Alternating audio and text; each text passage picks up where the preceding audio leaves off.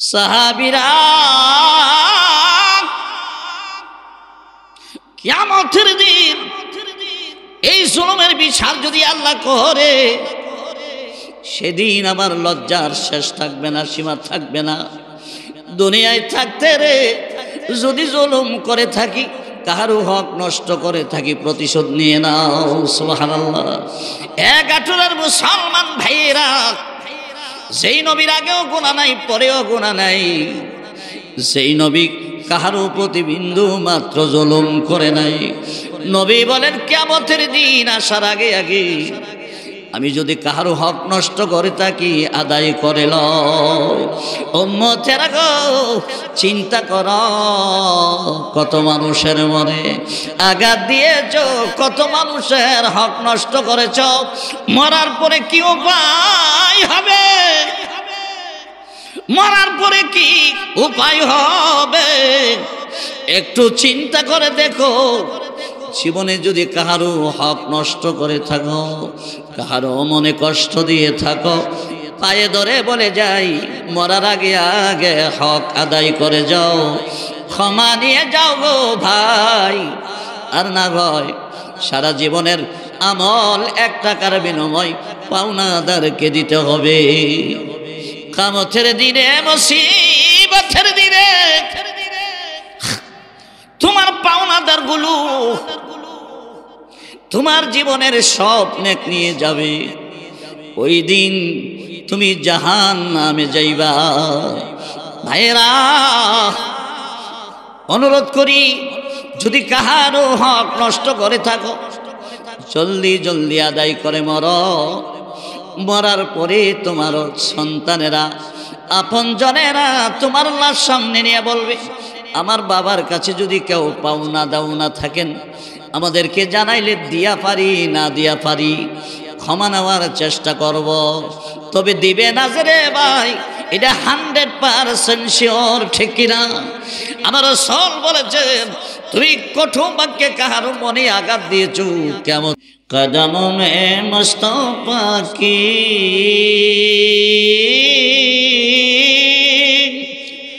घर मेरा माजर होता, खाके पाक होती, मैं खाके सर होता। बलगन औला बिकमालिही, कशाफ दुजा बिजमालिही, हसनत जमीअ ख़िसालिही, सल्लल्लाहु अलैहि इलाही। देखा दे हमें मदीना कैसे बसती है, जिसमें रातों दिन मौला तेरे रहमत बरसती है। बद आजी गुयमनाते मुस्तफा, आके आलम यब्ते अज नूर सफा, सय्यदुल कौनैन खत्मुल मुरसलीन, आखिर आमुद बुअद फखरुल अव्वलीन, शुदा जोदश रहमतल लिल आलामीन, मस्जिद व शुदहा मारुए ज़मीन, ला युमकिनु सनाउ कमा काना हक़्क़ुहु, बाद अज़ खुदा बुज़ुर्ग तो ये किस्सा मुख्तसर। उड़िए जाओ रे बंगलारी हवा, उड़े जाओ रे बंगलारी हवा, जाओ रे ओरे मदीना, मोদের সালাম পৌঁছে দিও ওই যে সোনার মদিনা। লক্ষ কোটি সালাম জানাই, লক্ষ কোটি সালাম জানাই, নবীজির পাকের হে শফিউল মুজনবিন যিনি হাসরের ময়দানে। যে না পথে যাইতেন নবীজি হাটিয়ার হাটিয়া, সেই না পথে কানতেন নবীজি উম্মতের লাগিয়া। যে না পথে যাইতেন নবীজি হাটিয়া আর হাটিয়া, সেই না পথে কানতেন নবীজি উম্মতের লাগিয়া। আল্লাহুম্মা সাল্লি ওয়া সাল্লিম ওয়া বারিক আলাইহি। গাটুরা গ্রামবাসী তাফসীরুল কোরআন কমিটির উদ্যোগে কর্তৃক আয়োজিত 7 দিনব্যাপী 19তম বার্ষিকী ইসলামী বার্ষিকী তাফসীরুল কোরআন মাহফিলের সম্মানিত কাবিল এহতেরাম সম্মানিত সভাপতি উস্তাজুল আসাতিজা মুফতি আসগর হুসাইন সাহেব, খতিব গাটুরা কেন্দ্রীয় জামি মসজিদ ব্রাহ্মণবাড়িয়া, আল্লামা আব্দুল হান্নান বারাকাল্লাহু ফি হায়াতিহি মুহাদ্দিস দারুল আরকাম মাদ্রাসা ও খতিব গাটুরা কাজীবাড়ি মসজিদ মসজিদে ওমর হাফিজাহুল্লাহ তাআলা, দিগারে মুআজ্জাজ মুকাররম উলামায়ে কেরাম মুরব্বিয়ানে আযম স্নেহের যুবকেরা, পর্দার অন্তরালে আছেন আবিদা সালেহা সরলা সম্মানিত মাহফিলের আল্লাহ পাকের দরবারে সর্বপ্রথম অসংখ্য গণিত শুকর গুজার করছি এজন্য যে আল্লাহ আমাকে আমাদেরকে পৃথিবীর শ্রেষ্ঠ মজলিস, দামি মজলিস, কোরআন হাদিসের মজলিসে কোরআনের ছাত্র হইয়া আসার বসার, যিনি কিছু কথা বলার এবং শোনার জন্য যে আল্লাহ আমাদেরকে সুযোগটুকু করে দিলেন, মহান মনিবের দরবারে কালিমাতুশ শুকর আমরা একবার বলি আলহামদুলিল্লাহ। প্যারা হাজিরিন, আমি আপনাদের খেদমতে সূরা মাঈদার 3 নম্বর আয়াতে কারিমার একটা অংশ বিশেষ তেলাওয়াত করেছি। রসুলের লক্ষ লক্ষ হাদিস থেকে একখানা হাদিস আমি পাঠ করেছি। যদি আমার আল্লাহ আমাকে তৌফিক দান করেন তাহলে এই আয়াতে কারিমা এবং হাদিস খানাকে সামনে রেখে কিছু কথা বলার ইচ্ছে করেছি। ওমা তৌফিক ইল্লা বিল্লাহ। আমি যে আয়াতে কারিমা আপনাদের সামনে তিলাওয়াত করেছি, এই আয়াতে কারিমা হলো সূরাতুল মাঈদার 3 নম্বর আয়াতে কারিমা। এই সূরাটা কখন নাজিল হলেন, কোন সময় নাজিল হলেন, কোন জায়গায় নাজিল হলেন? আমার বন্ধুরা, 10ম হিজরির জিলহজের 9 তারিখে, 10ম হিজরির জিলহজের 9 তারিখে শুক্রবার দিনে আসরের নামাজের পরে জাবালে রহমতের কাছে আরাফাতের ময়দানে এই সূরাটা, এই আয়াতখানা নাজিল হয়েছেন। সুবহানাল্লাহ বলেন। 10ম হিজরির জিলহজের চাঁদের 9 তারিখে জুমার দিনে আসরের পরে জাবালে রহমতের পাদদেশে আরাফাতের ময়দানে রসুল তখন উটের পৃষ্ঠে সাওয়ার ছিলেন। ওই সময় এই আয়াতে কারিমা নাজিল হয়েছে। সুবহানাল্লাহ বলেন। আমার ভাইরা, এমন একটা সময়, এমন একটা জায়গায় এই আয়াতে কারিমা নাজিল হলেন, যেই সময়টা আসরের পরে, জুমার দিনে আসরের পরে দোয়া কবুলের সময়। সুবহানাল্লাহ বলেন। আবার জিলহজের চাঁদের 9 তারিখ আরাফাতের মাঠে, এই জায়গা ও দোয়া কবুলের জায়গা। সুবহানাল্লাহ বলেন। সময়টাও দোয়া কবুলের এবং দিনটা হলো জুমার দিন এবং মাঠটাও দোয়া কবুলের মাঠ। সুবহানাল্লাহ বলবেন না? এই আয়াতে কারিমা নাজিল হলেন। আয়াতে কি বলেন? আল্লাহ বলেন, আল ইয়াউমা আকমালতু লাকুম দীনাকুম। ও জগতের মুসলমানের দল, শোনো, আজকের দিনে মানে জিলহজের চাঁদের 9 তারিখে, 10ম হিজরির জিলহজের চাঁদের 9 তারিখে জুমার দিনে আরাফাতের ময়দানে আসরের নামাজের পরে আমি আল্লাহ ঘোষণা দিলাম, তোমাদের দিনকে আমি কমপ্লিট করেছি। বলেন সুবহানাল্লাহ। তোমাদের দিন কমপ্লিট হয়েছে, পূর্ণাঙ্গ দিন হয়েছে। আজকের দিনে তোমাদের দিনকে আমি আল্লাহ পরিপূর্ণ করে দিলাম। ওয়াতমামতু আলাইকুম নিয়ামতি, এবং আমার নিয়ামত, আমার যত অবদান আছে এই অবদানকে আমি পরিপূর্ণ করে দিলাম। সুবহানাল্লাহ বলেন। অবদান বলতে এখানে ইসলাম, শরীয়তে ইসলাম, ইসলামকে আল্লাহ নিয়ামত বলেছেন, আমার নিয়ামত, সুবহানাল্লাহ বলেন। সমস্ত নবীদের ধর্ম ছিল ইসলাম, জোরে কর ঠিক কিনা? আদম থেকে নিয়ে আমাদের নবী পর্যন্ত যত নবী রসুল ছিলেন তাদের ধর্ম ছিল কি? ইসলাম। এই ইসলাম ধর্ম তারা প্রচার করেছেন। আল্লাহ বলেন আদম থেকে নিয়ে এ পর্যন্ত আজকের দিনে এই সুদীর্ঘ হাজার হাজার বৎসরে আমি আল্লাহ আজকে ইসলামকে কমপ্লিট করলাম, সুবহানাল্লাহ বলেন। তাহলে বোঝা গেল এর আগে ইসলাম কমপ্লিট হয় নাই। এই জিলহজের চাঁদের 9 তারিখে জুমার দিনে আসরের নামাজের পরে আল্লাহ বলেন আমার নিয়ামত মানে ইসলামকে আমি কমপ্লিট করলাম, সুবহানাল্লাহ বলেন। আমার অবদান আমি কমপ্লিট করলাম। ওয়া রাদিতু লাকুমুল ইসলাম দীনা, আল্লাহ বলেন তোমাদের জন্য ইসলামকে আমি আল্লাহ দিন হিসাবে পছন্দ করলাম, সুবহানাল্লাহ বলবেন না? তাহলে ইসলাম ধর্মটা আল্লাহর মনোনীত ধর্ম। ইসলাম ছাড়া যত ধর্ম আছে একটাও আল্লাহর কাছে গ্রহণযোগ্য নয়। সবাই বলেন গ্রহণযোগ্য। আচ্ছা, আল্লাহ যে আমাদেরকে মুসলমান বানাইছেন, ইসলাম ধর্মের উপর আমাদেরকে দুনিয়াতে পাঠাইছেন, আমরা কি আল্লাহর কাছে দরখাস্ত করছিলাম? তাহলে আল্লাহ খুশি হইয়া যে আমরা রে আখেরি জমানার নবী এবং কমপ্লিট ইসলাম দিলেন, এটা আমাদের শুকরিয়া আদায় করার দরকার আছে না নাই? আমাদের ভাগ্য খারাপ না ভালো? আমার ভাইরা, নবী পাইছি সেরা, ধর্ম পাইছি সেরা, সুবহানাল্লাহ বলবেন না? সর্বদিক দিক তো আমরা ভালো, উত্তম। এই আয়াতে কারিমা আরাফাতের ময়দানে নাজিল হওয়ার পরে জিবরাইল আমিন বলেন রসুল, ওই দিন সাহাবায়ে কেরামের সংখ্যা ছিল ১৬ লক্ষ, সুবহানাল্লাহ বলেন। আরাফাতের মাঠে সাহাবায়ে কেরামের সংখ্যা কয় লক্ষ?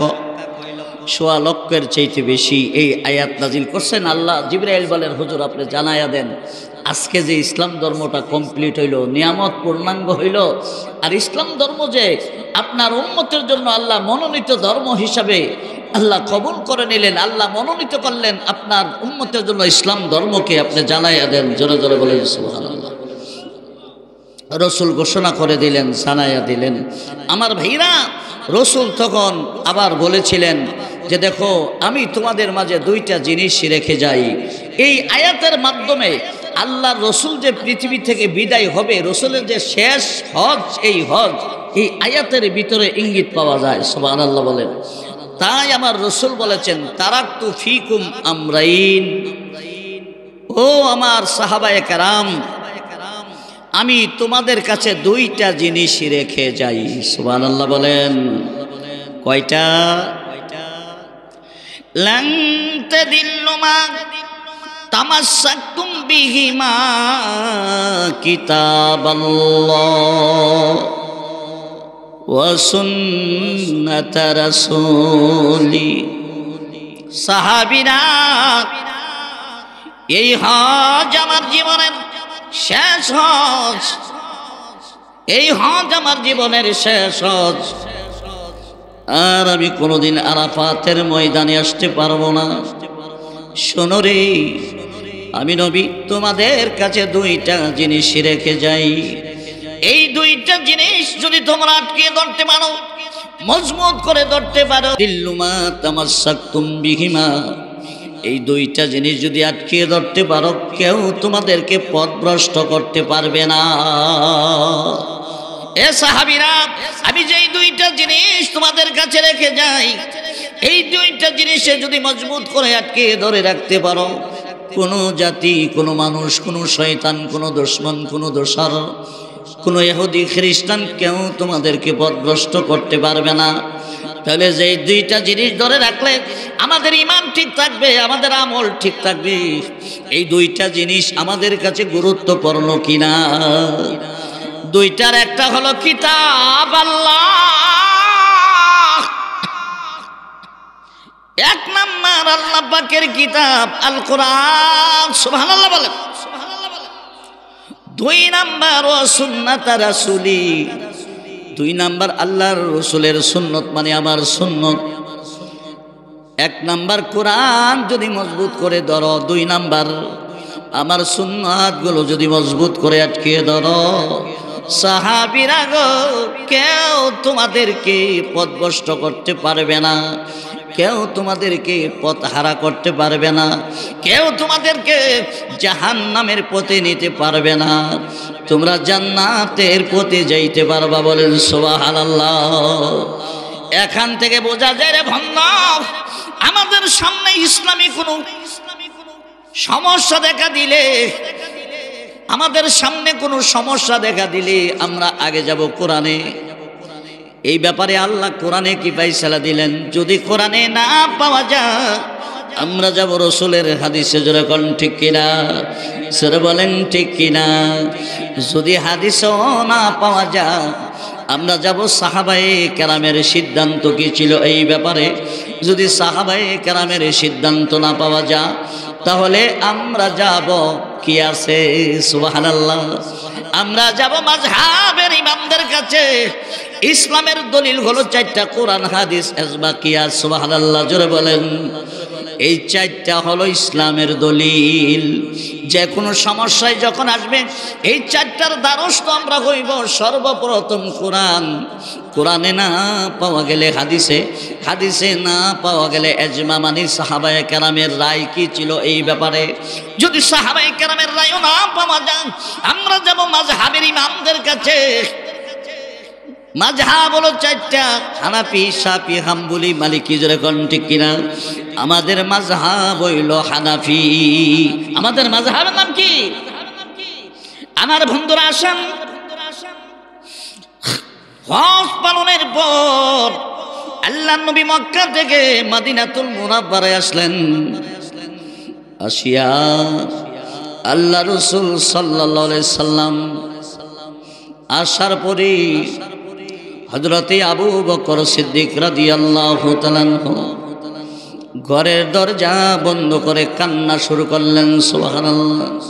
মক্কার কাজ শেষ করে মদিনায় এসে ঘরের দরজা বন্ধ করে কান্দে। আর সাহাবায়ে কেরাম খুশি, আনন্দিত। আমার আল্লাহ আমাদের ইসলামকে কমপ্লিট করেছেন, আল্লাহ ইসলাম ধর্মকে কমপ্লিট করে দিয়েছেন। খুশির কথা না?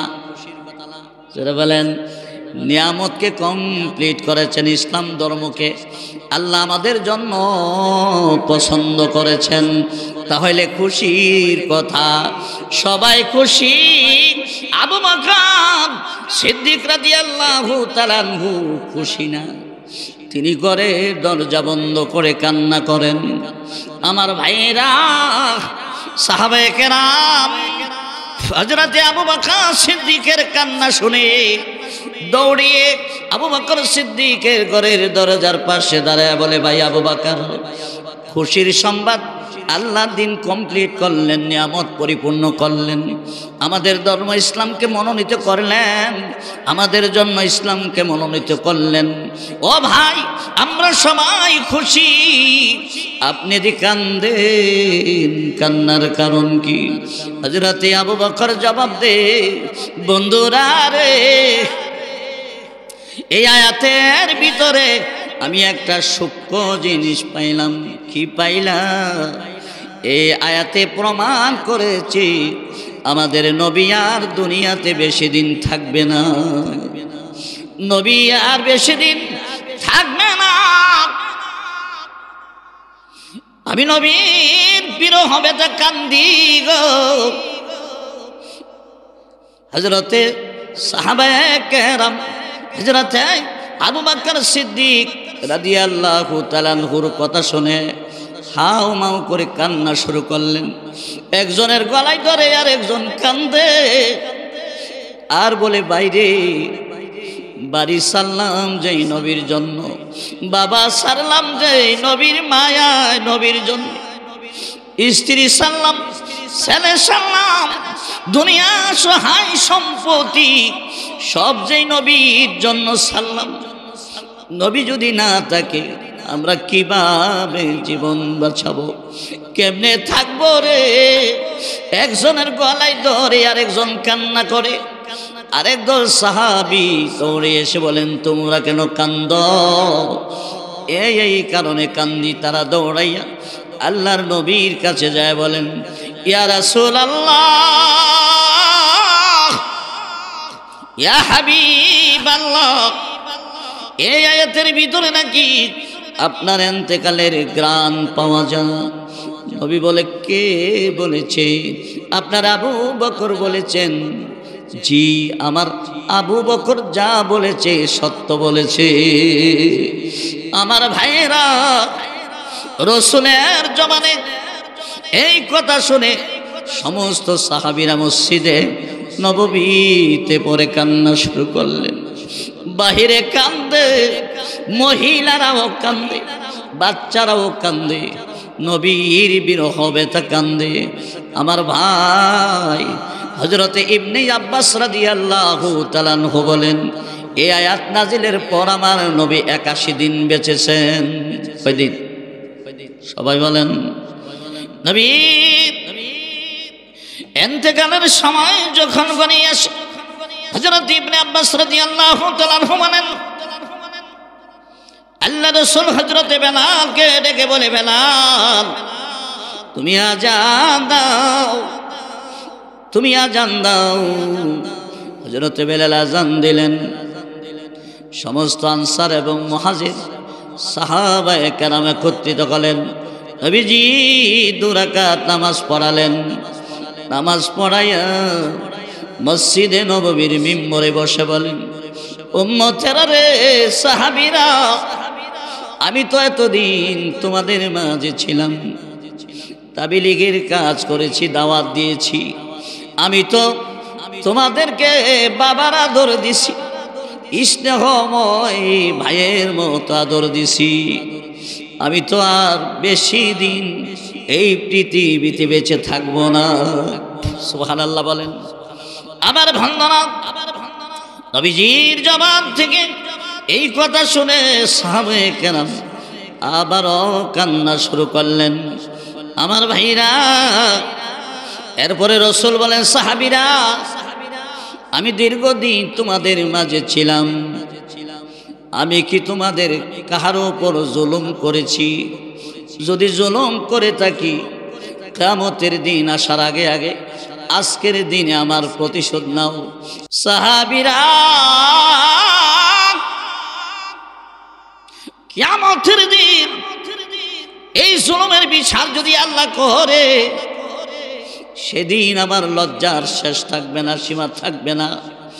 দুনিয়ায় থাকতে রে যদি জুলুম করে থাকি, কাহারও হক নষ্ট করে থাকি, প্রতিশোধ নিয়ে নাও। সুবহানাল্লাহ। এক আঠুরার মুসলমান ভাইয়েরা, যেই নবীর আগেও গুনাহ নাই, পরেও গুনাহ নাই, সেই নবী কাহারও প্রতি বিন্দু মাত্র জুলুম করে নাই।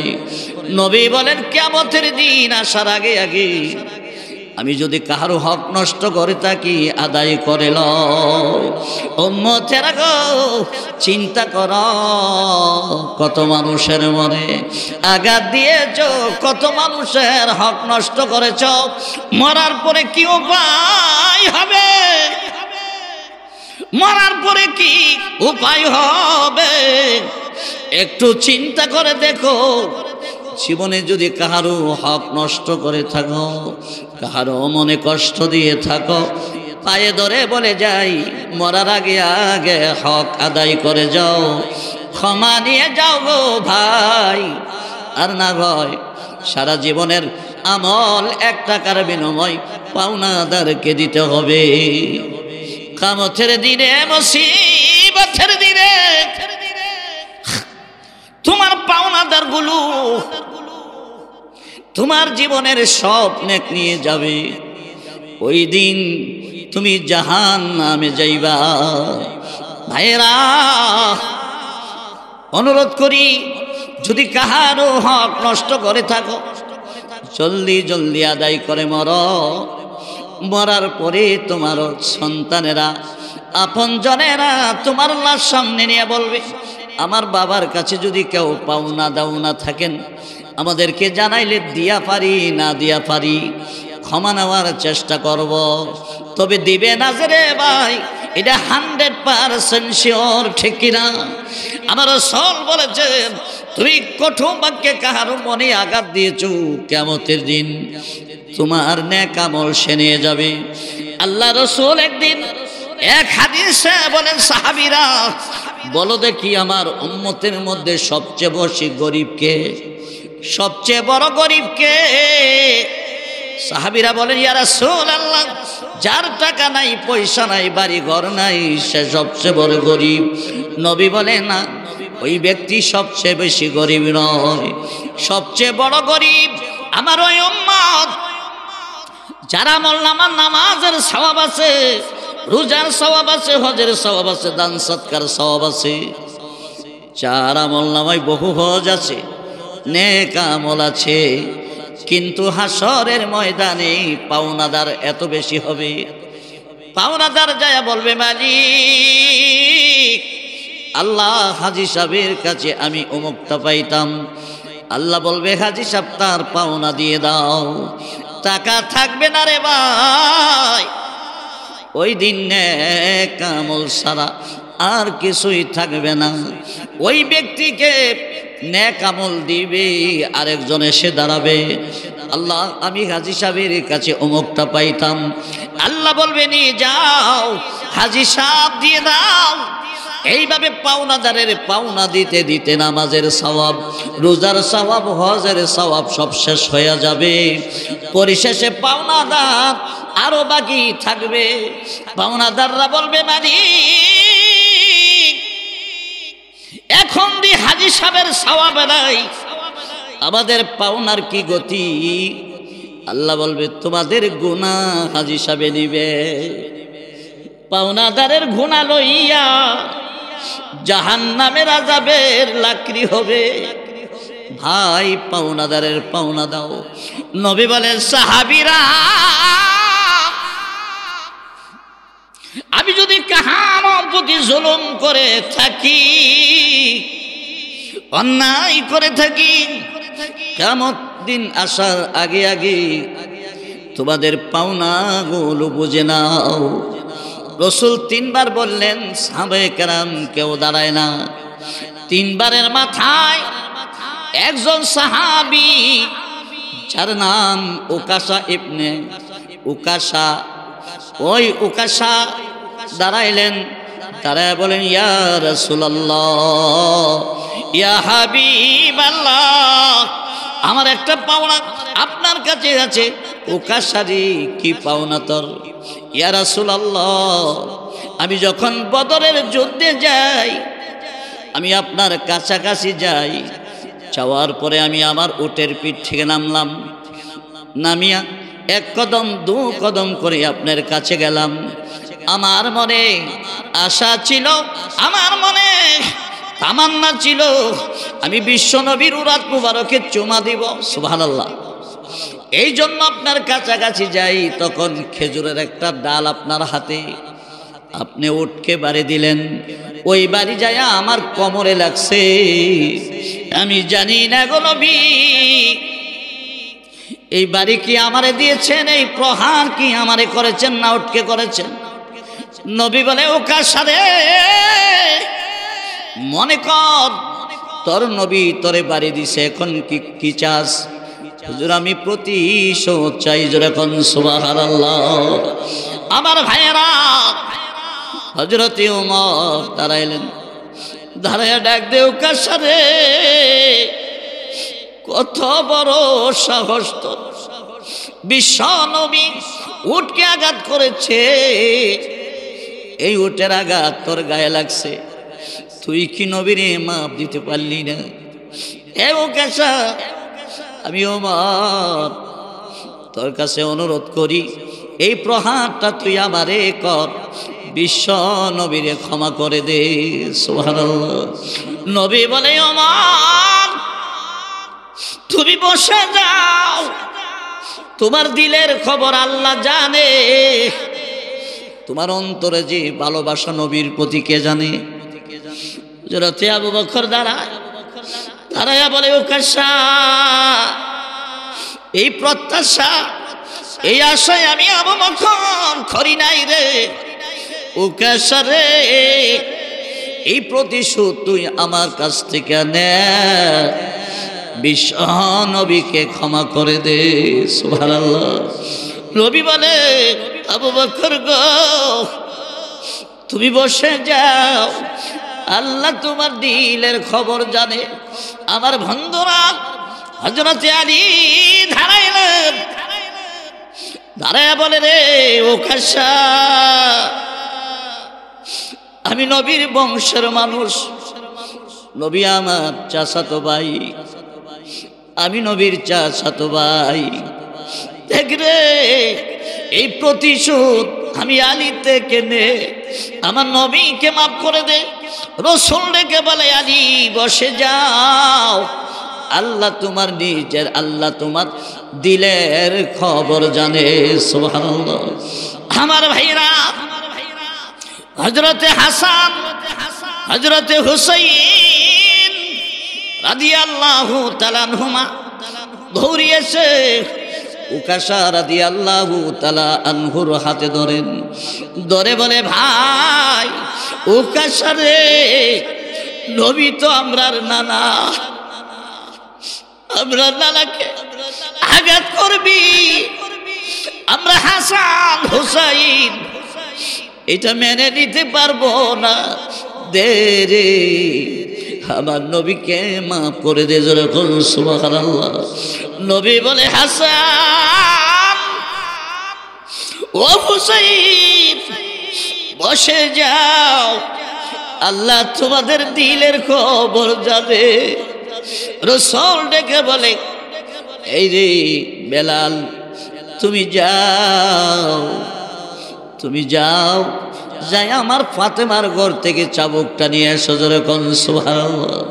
হযরত বেলাল রাদিয়াল্লাহু তাআলা ফাতেমার ঘরের দরজায় দাঁড়িয়ে ডাক দেন, ফাতেমা দরজা খুলে দাও, নবীজির চাবুক মুবারক দাও। সুবহানাল্লাহ। ফাতেমা ডেকে বলে, বেলাল চাবুক দিয়া কি করবি রে? নবী প্রতিশোধ আদায় করবেন। সুবহানাল্লাহ। ফাতেমা ডাক দে, বেলাল এত বড় সাহস কার আমার বাবা থেকে প্রতিশোধ নিবে? এক ঘাটুরার ভাই বাবারা, একটু খেয়াল করেন, একটু চিন্তা করেন, পাওনাদারের পাওনা পরিশোধ করা লাগবে। যখন ঠিক কিনা? চাবুক এনে নবীজির হাতে দিলেন। নবী বলে, উকাশা নাও, চাবুক হাতে নাও। উকাশা রাদিয়াল্লাহু তাআলা আনহু বলেন, ইয়া রাসূলুল্লাহ, ইয়া হাবিবাল্লাহ, আমারে যখন আঘাত করছিলেন আমার গায়ে কোনো পোশাক ছিল না, আমি খালি গায়ে ছিলাম, যদি প্রতিশোধ নিতে হয় খালি গায়ে নিব। আল্লাহ রাসূল বলেন, এতগুলো মানুষের সামনে আমি আমার শরীর খালি করতে পারবো না। চল ঘরে, চল ঘরে যাইয়া নবীজি শরীর মোবারকের কাপড় খুলে দে। উকাশা রাদিয়াল্লাহু তাআলা আনহু নবীরে জড়াইয়া ধরে নবীর শরীর মোবারকের সাথে উকাশার শরীর মোবারক লাগাইয়া নবীজির পিঠ মোবারকে চুমা দিয়া পায়ে পড়ে বলে, নবী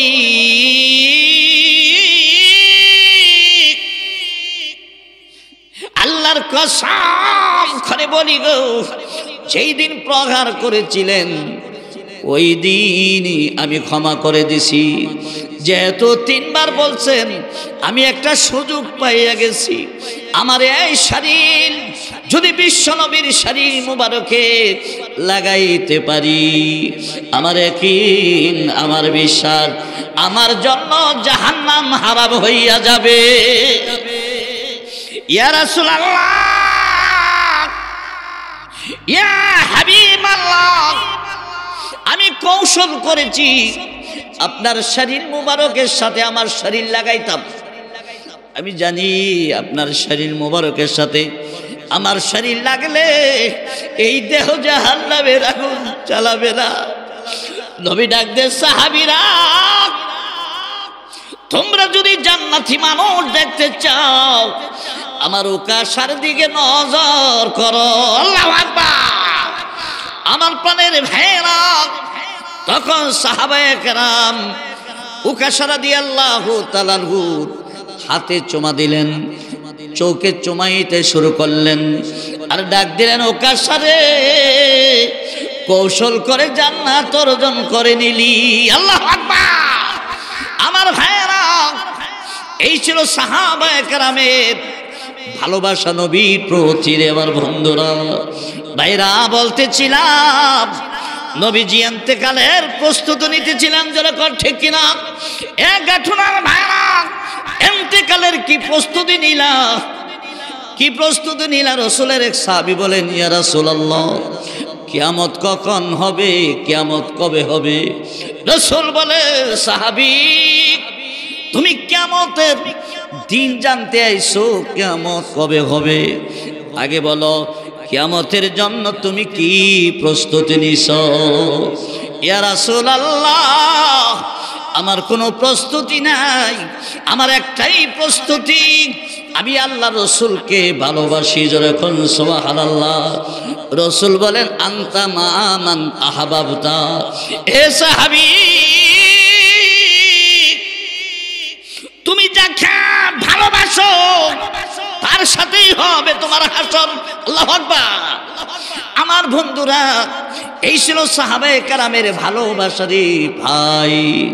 আমার প্রাণের ভাইয়েরা, খেয়াল করেন, উকাশা রাদিয়াল্লাহু তাআলা আনহু নবীজিকে জড়ায়া ধরলেন কেন? উদ্দেশ্য হলো, নবীর শরীর মুবারকের সাথে যদি আমার শরীর লেগে যায়, এই শরীরের জন্য জাহান্নাম হারাম। সুবহানাল্লাহ।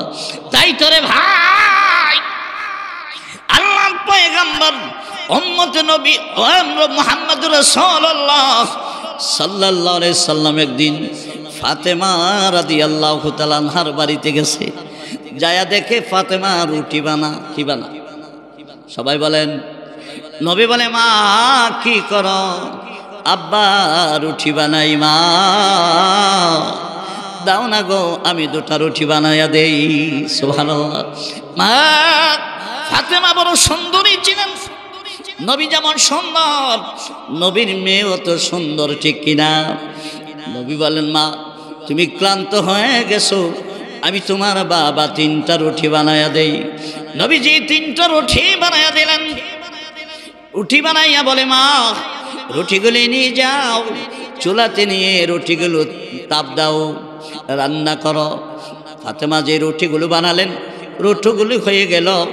নবীজি যেই তিনটা রুটি বানালেন, একটা রুটিও আগুন লাগে না, রুটিগুলো হয় না, রুটির মধ্যেই আগুনের তাপ লাগে না। ফাতেমা ডাক দে, আব্বা আপনি যেই রুটি বানায়া দিলেন, ওই রুটির মধ্যেই আগুনের তাপ লাগে না। নবী বলে, মা তোমার বাবার হাত যেই জিনিসে লাগছে, ওই জিনিসের জন্য আগুন হারাম হয়ে গেছে। সুবহানাল্লাহ। জোরে বলেন। তাই ধরে ভাই, নবী মা খাদিজাতুল কুবরা রাদিয়াল্লাহু তাআলা আনহা ইন্তেকালের আগে আল্লাহ রসুলের পাশে বসে কান্দে। নবী বলে, খাদিজা তুমি কেন কান্দো? ইয়া রাসূলুল্লাহ, আমি কান্দি, আমি তো বুড়ি হয়ে গেছি, বেশি দিন বাঁচব না। ইয়া রাসূলুল্লাহ, আমি তো মরে যাব। আমি কান্দি এক নাম্বার কারণ, আমি যদি মরে যাই, আপনাকে আমি কার হাতে দিয়ে যাব? নবী, মক্কাতে আপনার দুশমন পড়ে গেছে। মক্কা আবু জেহেল, উতবা, শাইবা, ওলীদ ইবনে মুগীরা, কাফেরের দলেরা আপনার দুশমন বানাইছে। নবী গো, মক্কাতে আমি একজন সম্ভ্রান্ত পরিবারের মেয়ে, আমি ধনী, আমার হাজার হাজার লাখ লাখ টাকা মানুষের পেটে আছে, এই জন্য মানুষগুলো আমারে সম্মান করে। ইয়া রাসূলুল্লাহ, আমার সম্মানে আপনাকে কোনো কিছু করতে আসে না। আমি যদি বিদায় হয়ে যাই, আপনার মা নাই, বাপ নাই, দাদা নাই, চাচাও কয়েকদিন আগে বিদায় হয়ে যায়, আমি আপনারে কার হাতে দিয়ে যাব? নবী বলে, এ খাদিজা, আমার আল্লাহ হলেন আমার দেহরক্ষী। সুবহানাল্লাহ। আল্লাহু ইয়াসিমুকা মিনান নাস। আল্লাহ বলেন বন্ধু গো চিন্তা করবেন না, আপনার হেফাজতের মালিক আমি। সুবহানাল্লাহ। এ খাদিজা 2 নাম্বার বলো, ইয়া রাসূলুল্লাহ আমি যদি মরে যাই, মরে যাওয়ার পরে আমারে কাফন পরাবেন, আমার যে কামিজ হবে কল্লার ভিতরে দিয়া যেই কামিজটা ঢোকাবেন, এই কামিজটা মক্কার বাজারের কাপড় হবে না নবী, এই কামিজ হবে আপনার পাঞ্জাবি মুবারক অথবা পায়জামা মুবারক। আল্লাহ রাসূল বলেন খাদিজা আমার পাঞ্জাবি অথবা পায়জামা দিয়া তোমার কাফন পরালে কি হবে নবী? আমার একদিন আমার বিশ্বাস বিশ্ব নবীর গায়ে যে কাপড় লাগছে ওই কাপড় হইল মুবারক। ওই কাপড় যদি আমি খাদিজার গায়ে থাকে এই শরীরের জন্য জাহান্নামের আগুন হারাম হবে। আমার বন্ধুরা তাই তো কাশরা দিয়ে আল্লাহ রাসূলকে ভালোবেসে একটা সুযোগের সন্ধান নিলেন। আমার ভাইরা আল্লাহু আকবার, সাহাবায়ে কেরাম এত ভালোবাসেন আমার রাসূলকে, এত মহব্বত করেছেন, নিজের সন্তান, নিজের মা বাপ, নিজের ছেলে মেয়ে, আত্মীয় স্বজন, এমনকি নিজের জীবনের চাইতে বেশি ভালোবাসছে। যখন সুবহানাল্লাহ। আমার ভাইরা আমার সময় শেষ, আমি আয়াতের ব্যাখ্যা বিশ্লেষণ নবীর ইন্তেকালের চিত্রটা আপনাদের সামনে তুলে ধরতে পারবো না, সময় শেষ হয়ে গেছে। কয়েক মিনিটে ভালোবাসার একটা চিত্র ধরি। নবীজির একজন সাহাবীর নাম হলো সাদে সালিমি রাদিয়াল্লাহু তাআলা আনহু। সাদে সালিমি মসজিদে নববীতে বসে কান্দেন। রাসূল বলে রে সাদে রে তুই কেন কান্দস? ইয়া রাসূলুল্লাহ আমি কান্দি, আমি আপনার সব সুন্নাত পালন করেছি, একটা সুন্নত এখনো বাকি আছে। আমি মদিনাতে বাড়ি বাড়ি গেলাম, ঘরে ঘরে গেলাম, এই সুন্নতটা পালনের জন্যে আমি এখনো পারি নাই। নবী বলে কি সুন্নাত রে সাদে সালিমি? ইয়া রাসূলুল্লাহ ইয়া হাবিবাল্লাহ ওই সুন্নাত হলো নবী আপনি বলেছেন আন্নিকাহু মিন সুন্নতি ফামান রাগিবা আন সুন্নতি ফালাইসা মিন্নি। বিবাহ হলো আপনার সুন্নাত, এই সুন্নাতটা এখনো পালন করতে পারি নাই।